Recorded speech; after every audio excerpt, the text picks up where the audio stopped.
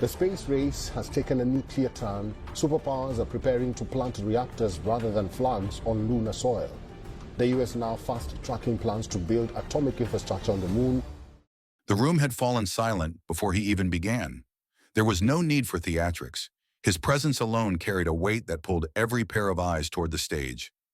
Michio Kaku, a man who has spent his life unwrapping the secrets of the universe, walked slowly to the microphone. For a moment, he didn't speak. He just looked at the crowd, his expression caught somewhere between awe and unease, as if he carried a truth too heavy to hold alone.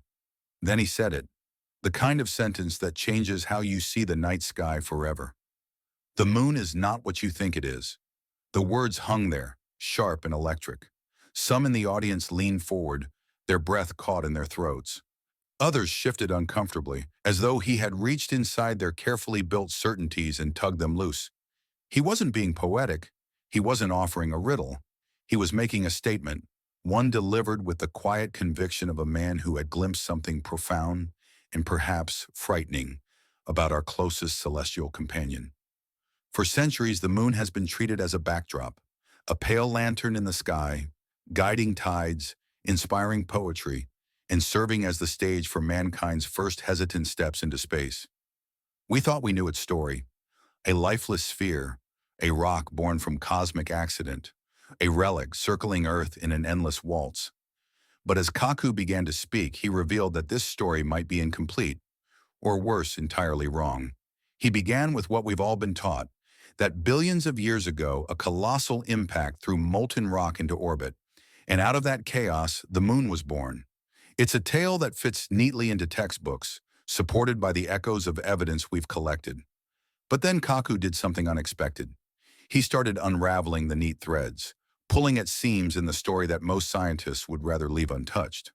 Because hidden in the data, there are inconsistencies, strange whispers that suggest the moon doesn't belong as neatly to that tale as we'd like to believe. He spoke of its strange lightness, how for its size the moon carries less weight than it should.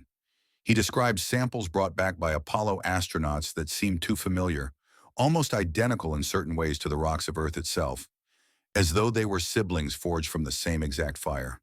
And then, with a pause heavy enough to stir the air in the room, he reminded everyone of the experiments that made the moon seem to ring when struck, as though beneath its surface lay structures too uniform, too precise, to be explained by chance alone. The audience listened, transfixed, as if the very ground beneath them had begun to feel uncertain. Kaku wasn't declaring the moon hollow, nor was he leaning into fantasy. But he painted a picture of an object whose insides, whose history, whose very existence resisted the explanations we've grown comfortable with. And then came the part that unsettled the most, its orbit, its relationship with Earth.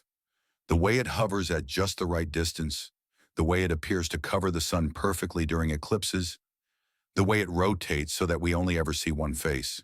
Coincidences, yes, but stacked together they felt less like random accidents and more like puzzle pieces locked into place with a precision that demanded explanation.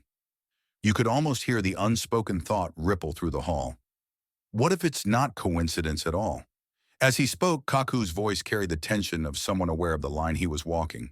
He wasn't claiming to have final answers, only pointing to shadows where our theories no longer reach. And it was in those shadows, he said, where the greatest discoveries are often waiting. He turned then to stories older than science itself, ancient myths, tales from civilizations, oceans apart, whispering of a time before the moon ever lit the night sky. They are dismissed as legends, symbols of human imagination. Yet their persistence across cultures, their echoes through history, made them impossible to ignore. Perhaps they are not proof, but they are reminders that humanity's relationship with the moon has always been tinged with mystery. By now, the atmosphere in the room was thick with unease and fascination. People had come expecting a lecture. What they got instead was an invitation to reconsider everything they thought they knew about the companion that has followed Earth since time immemorial. And as he leaned forward, his voice soft but steady, Kaku offered the kind of speculation that sent a chill down the spine. What if the moon story is far stranger than we've ever dared to imagine? What if forces, or events, or something beyond our comprehension, played a role in shaping the world we see every night. The silence that followed was unlike any other. It wasn't the quiet of boredom, it was the quiet of realization that the moon might not just be a rock in the sky, but a riddle, a hidden chapter in the cosmic book of our existence. The longer we stared, the more the silence in the control room seemed to grow heavier. This wasn't just another rock drifting in the endless dark. The telescope had captured something far stranger. It looked alive, not in the way we think of plants or animals, but in the way lightning seems alive, or the way a storm crackles with unseen electricity. The surface wasn't still. It shifted, moved, twisted like it was breathing. Every frame of the image showed faint pulses rippling across it, like waves echoing through a giant heart. The scientists leaned in, rewinding and fast-forwarding the footage again and again, as if they were afraid their minds were playing tricks. But the movement was real. What the James Webb Telescope had captured wasn't just reflecting light. It was creating it, radiating strange patterns of illumination, almost like signals trying to push their way across the void. And then came the sound. At first, it was nothing more than static, low, irregular, the sort of background noise every astronomer is used to. But when they filtered it, stretched it, amplified it, something terrifyingly clear emerged. A rhythm. Not random, not chaotic. A pulse, like a heartbeat echoing in the dark, impossibly far away, impossibly strong. It wasn't just a sound, it was a presence. One of the younger astronomers broke the silence. "It's responding." Nobody dared to answer, but deep down they all felt it. The timing, the rhythm, the glow. It wasn't random. The object between Mars and Jupiter wasn't drifting aimlessly. It was aware, watching, waiting. Weeks turned into months as data kept pouring in. Every time the telescope turned its golden eye toward the object, the same thing happened. Pulses of light, waves of energy, bursts of sound that seemed to change ever so slightly, as if adapting. The researchers tried sending signals back, coded messages of math, sound, even flashes of light. And then one night, the unthinkable happened.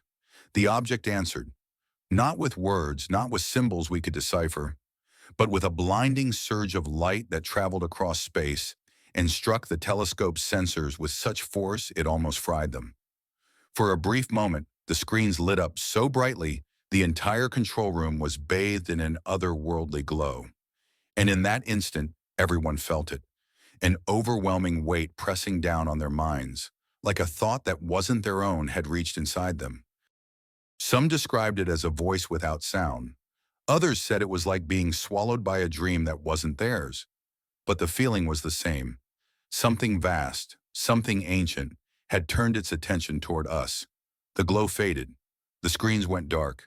The heartbeat stopped, and silence reclaimed the room. No one spoke for several long minutes. The air was thick with fear, awe, and something worse, recognition. They hadn't just discovered something strange. They had been seen. After that night, nothing was the same. Every attempt to study the object ended in silence. It no longer pulsed, no longer shifted, no longer glowed. To anyone looking from the outside, it was just a lifeless shadow drifting between Mars and Jupiter. But the scientists who had witnessed it knew better. They could still feel it, lurking just beyond comprehension, as if it had slipped behind a veil and was waiting for the right moment to step forward again. The strangest part wasn't what the telescope captured. It was what the people in that room carried with them afterward. Each of them reported dreams they couldn't explain. Dreams of vast landscapes under alien skies, of cities made of light and shadow, of voices whispering in languages no human had ever spoken, but that they somehow understood. Some woke trembling in the night, others refused to speak of what they had seen. And yet all of them shared one haunting truth. The dreams felt less like imagination and more like memory. One of the senior scientists, a man who had devoted his life to the stars, broke down during a press briefing and admitted he could no longer tell whether the thoughts in his head were his own. He swore the object had left something inside him, something alive. The media dismissed him as unstable, but those who had been in the control room that night, they didn't laugh. They avoided the cameras, kept their heads down, and lived with a terror that words could never express. And then came the silence from the sky, not just from the object, but from everywhere. The faint radio whispers of distant stars, the hum of cosmic background noise, even the regular patterns of signals astronomers had listened to for decades. Some of them simply vanished. It was as if the universe itself was holding its breath, waiting. Rumors spread quickly. Some believed the object was a beacon, a marker left behind to watch us, to measure how far we've come. Others feared it was a door, a gateway between our world and something far older, something that doesn't belong in the light of our sun. And a few whispered the darkest thought of all, that it wasn't waiting for us to find it. It was waiting for something else, something already on its way. The James Webb Telescope had shown us wonders. Galaxies being born, the oldest stars in the universe, the mysteries of worlds beyond our reach. But this was different. This wasn't just discovery. This was contact.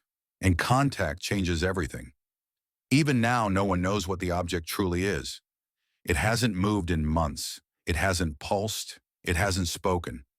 But the scientists who were there on that night swear they can still feel it, lingering in the quiet corners of their minds, whispering, waiting.